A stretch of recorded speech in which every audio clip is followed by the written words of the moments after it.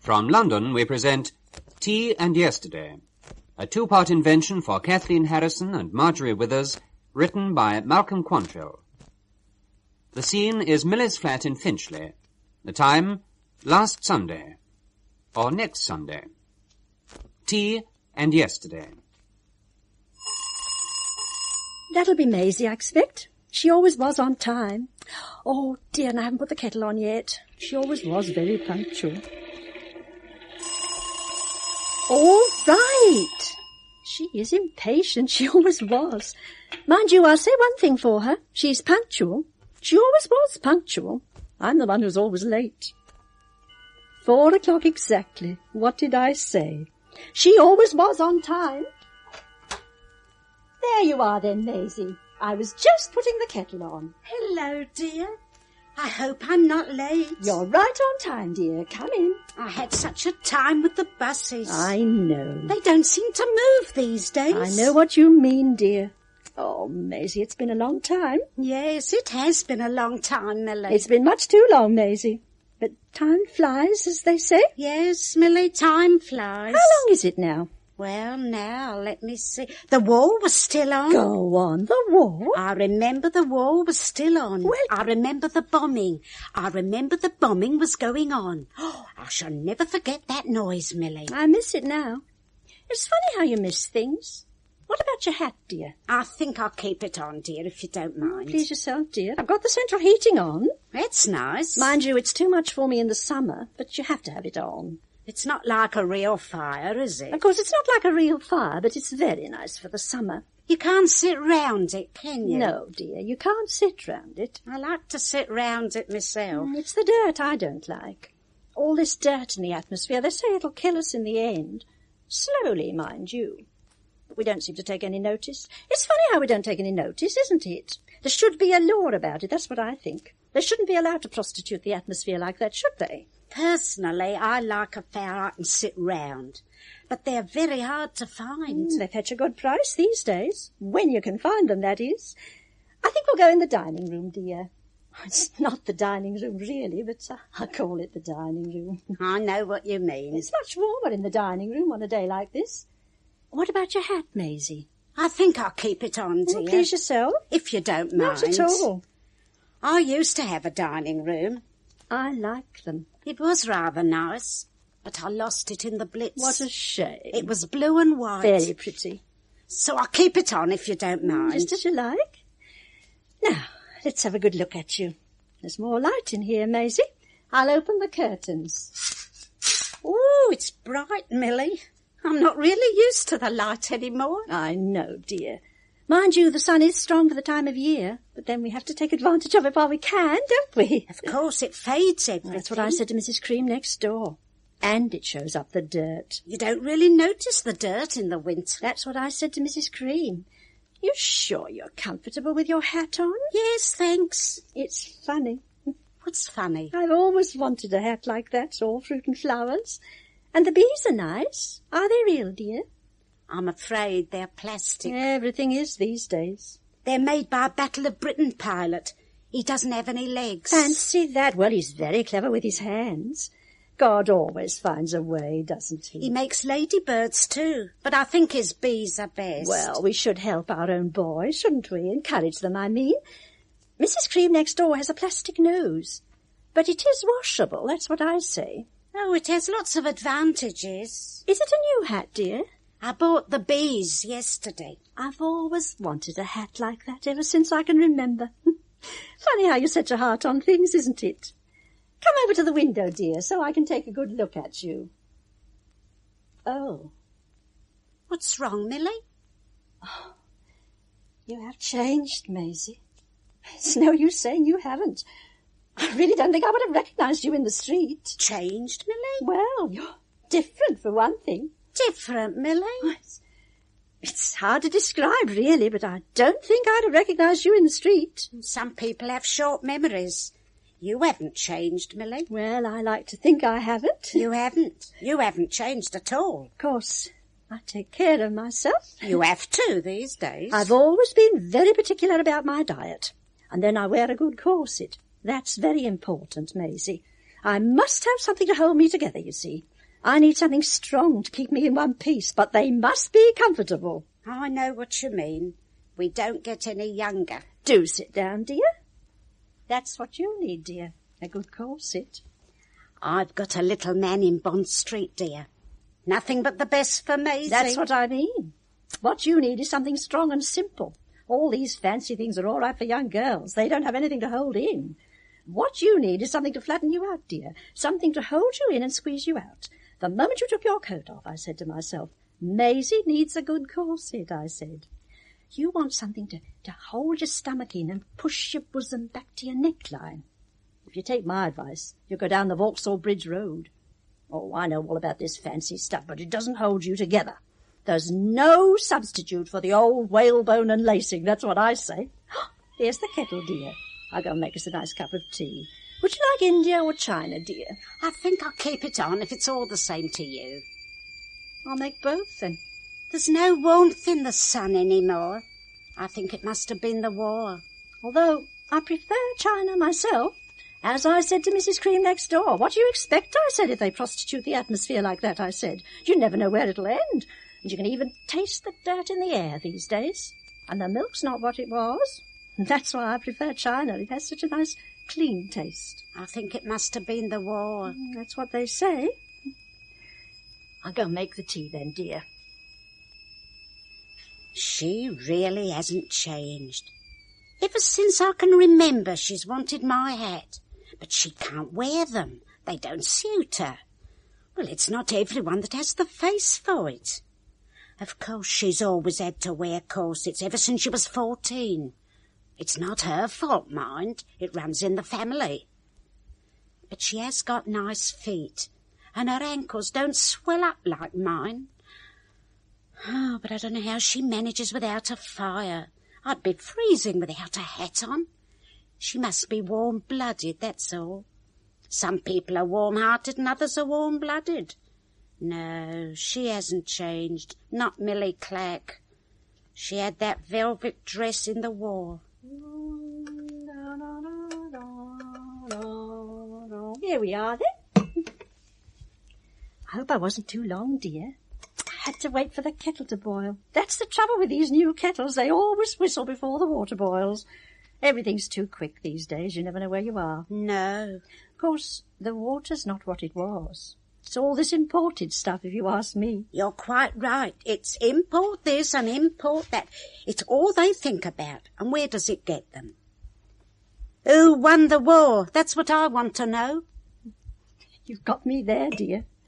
Some people say it was the Chinese, and the newspapers seem to think it was the Germans. Oh, it's anybody's guess if you ask me.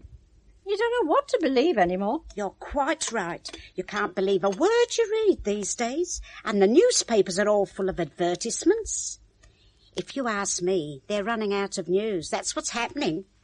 They've been taken over by the tobacconists and superannuated by the television. I don't know. Some people say the country's gone to the dogs. Poor things. They get blamed for everything. Some people blame everything on the poor little dogs. And what do they expect when they tear up all the parks and cut down all the trees?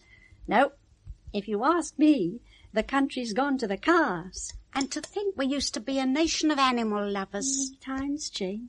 They say the churches are full again, but it doesn't seem to make any difference. One thing about growing old is you see everything in the right prospectus. I think the trouble with the world today is young people. There are altogether far too many of them, if you ask me. Well, I like my cup of tea. There aren't many things left to us. Sugar, dear? 4 lumps, please. I gave it up in the war. Well, there aren't many things left. And it's not as if it sweetens, not like it used to, that's what I say. So I can't be bothered. I always take 4 lumps as a matter of principle, but I never stir. What about milk, then?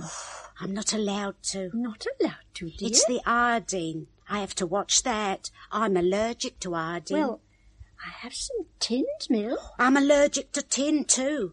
Fortunately, I am allowed iron. Not too much, mind, but I usually have some for breakfast. That makes a nice change, doesn't it? Especially after all them cereals. Mrs. Cream next door eats cereals all day. Her dustbin's always full of empty boxes. Moderation in all things, that's what I say. Mind you, she's all skin and bone, not an ounce of meat on her, and she spends half her time at one of them health clubs in a steam bar. Health clubs, indeed. One of these days she'll just dry up altogether. Disgusting, that's what I call it. They say we're spending more money on slimming than eating. It wouldn't surprise me. One day I counted 24 boxes in Mrs. Cream's dustbin. There ought to be a law. Of course, she does get a lot of box tops. She would. Last Christmas she had enough for a set of twins. Doesn't seem right to me. Fortunately, she did have a choice. Well, that was nice. She could have had a set of twins, a double-decker bus, or a portable air raid shelter. Well, you wouldn't catch me eating the things. She had a terrible time deciding. It was like the doctor's dilemma. And what did she do in the end? A terrible time she had. It was a very difficult decision for her. She had to fight her husband all the way. And Mr. Cream's a very strong-minded man. He's in the civil defence and the Advanced Drivers Club. Some people will join anything. But whatever else I say about Mrs. Cream, she's an idealist. I must give her credit. It's women who have all the worry, isn't it? She decided on the bus. Oh. It wasn't easy. For one thing, she has a grown-up family of her own, and then, on the other hand, she couldn't... You know what I mean. Especially at her time of life. Oh, of course not. But she has an awful job parking. Yes, it's not a family car, is it? And apart from that, people are always jumping on and off and running up and down the stairs. Well, that's not right. There ought to be a law. Well, she doesn't get any younger. No. But she does go on with her box tops. You have to admire her for that. Of course. And in 10 years' time, she'll have enough for another bus. Fancy that. That's what I said. And she said, I don't think I could go through with it all again. I don't blame her. She's thinner, for one thing. Well, it does take it out of you. So I think she'll go for the shelter next time. And what did Mr. Cream say? Well, he's not there, you see. Oh. Of course, I only know what I'm told, but it does make you think. Well, that's life, dear. Sometimes it takes a bus to make people see themselves as they really are.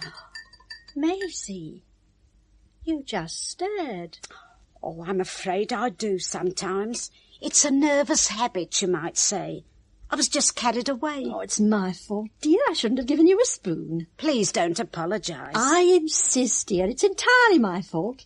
I don't know why I haven't got rid of them. I keep telling myself I should, but they look so pretty in the saucer. I know just how you feel, dear. I wouldn't be without mine. Thank you, dear. But a portable shelter. I know. What's she going to do with it? Oh, she said she thought it might come in handy. You can never tell with things like that. It's always nice to have one, just in case. Ah, they were very handy in the old days. And very pretty, too. I miss mine, dear. We had lovely begonias all over it. I remember, Millie. I shall always remember the first time I was in your shelter. It was a full moon. We used to have some lovely nights. The city was never so romantic as when they dropped them incentives. I shall never forget it, Maisie. Much better than Guy Fawkes. Oh, we had some lovely nights then. It was a full moon, and you were wearing your tin hat and a gas mask. I had to laugh, dear. It's just like a fancy dress. We had some lovely nights, all right. One thing about war, it brings people together. We had a lot of fun in the air raids, Maisie.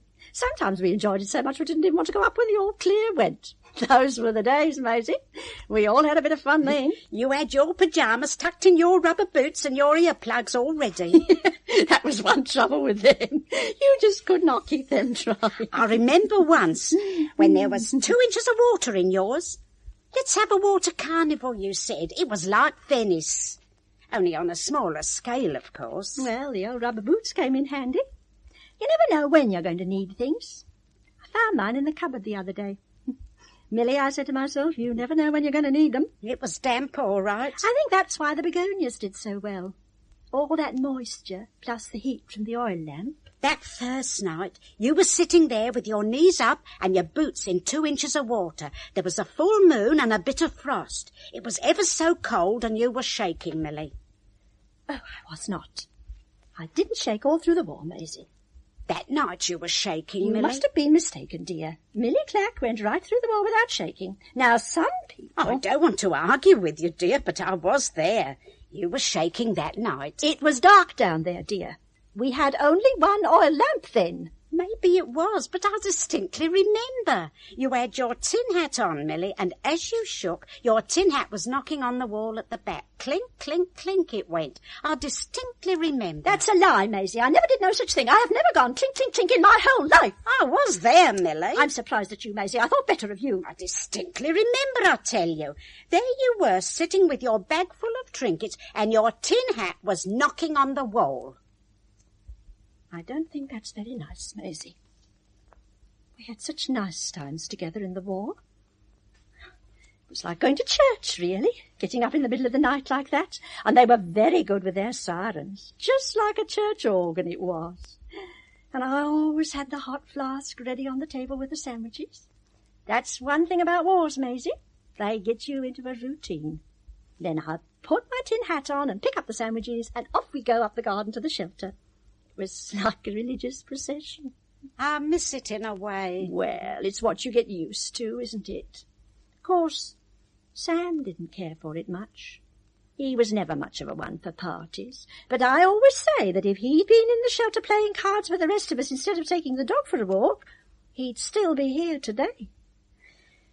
But he must have gone quick. Well, it's the way to go, isn't it? They didn't even find his wooden leg. And he always kept it so nicely polished. All they found was the dog's collar. Oh, it was such a nice little dog, Millie. Sam was very fond of dogs. I think animals suffer in the war, though. Well, they don't understand, do they? And then you can't get them the proper food. It's a shame, really. Mind you, we couldn't have managed without them. No. Dogs were very useful in the army, there's no doubt about that. I saw a film once about army dogs. It was called Dogs in Uniform. Very moving. There they all were in their little uniforms, with their brass buttons shining in the sunlight. I had to cry, Millie. The general was there. He was going down the line and giving out the medals, and all the little dogs were sitting up and begging so he could pin them on. I couldn't help it, dear. I had to cry. Of course, they've always had dogs, haven't they? Who, dear? Royalty. It was very moving, Millie. It made me proud to be British. I know just how you felt, dear. It's a shame about poor Sam. Of course, he wanted to join up, but they wouldn't take him. No. It was his wooden leg, you see. He told me. Of course, I never found it. At least you would have had something. All they found was the dog's collar. You said. So I had it buried at the cemetery. Seemed only decent. They made a nice little coffin for it, though. That was nice. And I had a nice headstone carved, marble with Lily of the Valley round the edges. Yes, they always look right somehow. Our dog was very fond of Lily of the Valley. It was his favourite flower, you might say. Well, some dogs like them. Mind you, my Sam used to like roses. But that was before his operation. Fancy that. After his operation, it was begonias or nothing. Well, that's how it affects some people. Of course, it didn't affect me like that. No, well, it wouldn't. After my operation, I mean. What did they do to you, dear? Well, it wasn't just the ordinary routine, you see. They do funny things these days. It doesn't seem natural. The surgeon was ever so nice, dear. He was quite young, really, to be doing that sort of thing, I mean. He said I was a very rare coincidence, especially at my age. Well, they know, don't they? I was only 35, you see. Mind you, it doesn't bother me now, not like it used to. That was what I was afraid of, but I think I was lucky to get over it. They just managed to catch it in time. That's what he said. Well, we never know, do we? That's what I say. He told me another month, and it would have slipped right beyond the bounds of possibility. It just goes to show you, doesn't it? Well, it doesn't bother me any more. Oh, you were one of the lucky ones then. Not like it used to. Mind you, I have to watch it. And I must have a comfortable corset. You said. I think it was the war, really. What with one thing and another. Another cup, dear? Very nice. Of course, I haven't been the same since. No. The trouble is, I can't put my finger on it. What does the doctor say, then? But that's the trouble. They don't seem to know, do they? Well, they're only guessing, aren't they? We're just a number to them, that's the trouble. My very words. I was telling Mrs. Cream next door. Yes, well, the last time I went to see mine, there he was, sitting in his chair and stirring his cup of tea. Well, Mrs. Crump, he says, and what's wrong this time, he says. He didn't stop stirring for a second. Well, I looked him straight in the eye and said, I don't know, Doctor, that's why I'm here. He stopped stirring then and started writing out the prescription. Same as last time, he says. Come and see me again next week, he says. I don't do a proper job anymore. Do you know, Millie, I haven't had a proper examination since the war. That's the truth. Go on. Come back and see me next week, he says. And then he goes back to stirring his tea. Well, where'd you feel it then, dear? It's all over. It doesn't stay in one place. It moves around. That's the trouble. It doesn't stay long enough to be able to get at it. Oh, I've had that, dear. I know just what you mean. But I feel it in my ankles. Well, you would do. I think it must have been the war. Yes. Mind you, I was sorry when it was over, Millie. It's not the same, is it? And it'll be different next time. I know what you mean. What I mean to say is, wars are all right if you know the people. Quite. But I don't know about all these foreigners. I just don't know, Millie. My very words to Mrs. Cream. I said, I don't know about all these foreigners, I said. And what did she say? She said she didn't know either. Well, that's what I mean, you see. Nobody knows. That's the trouble. I don't know how they all came here. That's what I'd like to know. There ought to be a law. You've put your finger right on it, dear. We used to have laws in this country, but they say we're exporting them. I know. Then we don't have the policemen we used to. No. And those we do have gone to the cars. I like them on their horses best. Ask Mrs. Cream, she'll tell you. Last week, they sent 6 of them to move her bus. Nothing's your own these days, is it? And while they were moving Mrs. Cream's bus, 13 banks were being robbed in the metropolitan area alone. Why don't they stick to their job? It's what I want to know. I don't know what the world is coming to. The next thing you know, we'll have foreign policemen. And there's no telling where it'll end. Well, it'll never be the same again. Just fancy being in a shelter full of foreigners. Well, you wouldn't know which side you were on, would you? I think it's all done to confuse us. They're up to something or other. Who? The government. Oh. We've got a funny lot in now. I'm sure I don't know what they stand for. The next thing you know, they'll be asking us to emigrate, to make room for the foreigners. You mark my words. Well, I don't know about you, dear, but if there's another war, I want to die at home. I think you belong in your own country at a time like that, don't you? Well, of course, you don't know who this country belongs to these days, do you? No, with all these takeovers and that. Some people say it's the Germans, and the newspapers think it's the Yanks. I even heard the South Africans had made an offer. I should have thought they had enough space of their own, wouldn't you? Well, I suppose they have to have somewhere to go, poor dears. They say they're having a difficult time out there with all them foreigners. They seem to be everywhere these days. Oh, it's one of the blessings of modern travel, isn't it? They're always improving things, aren't they? That's progress, isn't it? Of course, I don't know why they want to go there in the first place. If more people stayed at home, we wouldn't have the rush hours, would we? We don't seem to take any notice, do we? I think it's the war that did it, don't you? Well, it wouldn't be the same again. Not with all these foreigners.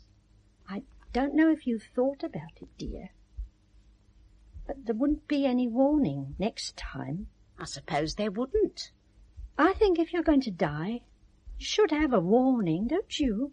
What for, Millie? Well, you like to be prepared, don't you? Do you think we'd take any notice, Millie? Well, of course, it wouldn't be a war, really, would it? I don't think the dogs would be much use. No. They're not quick enough. It's a shame, really.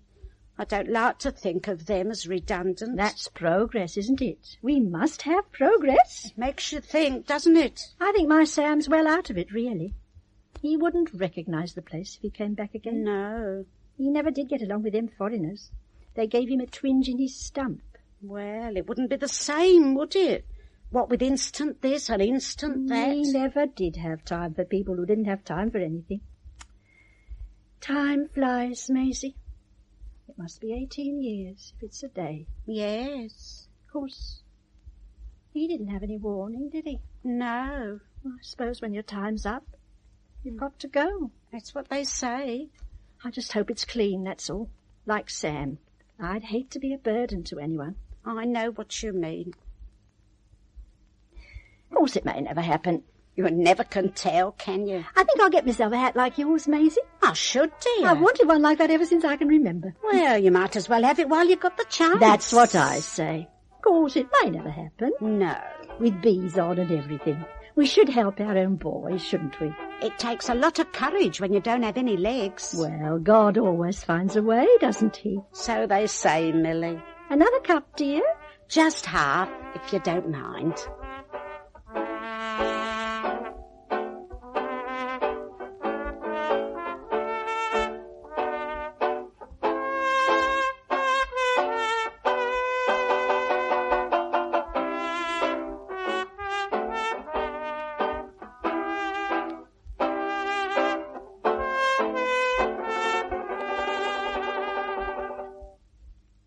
That was Tea and Yesterday by Malcolm Quantrell. Kathleen Harrison and Marjorie Withers were the two women old enough to know better, and production for the BBC was by Richard Imison.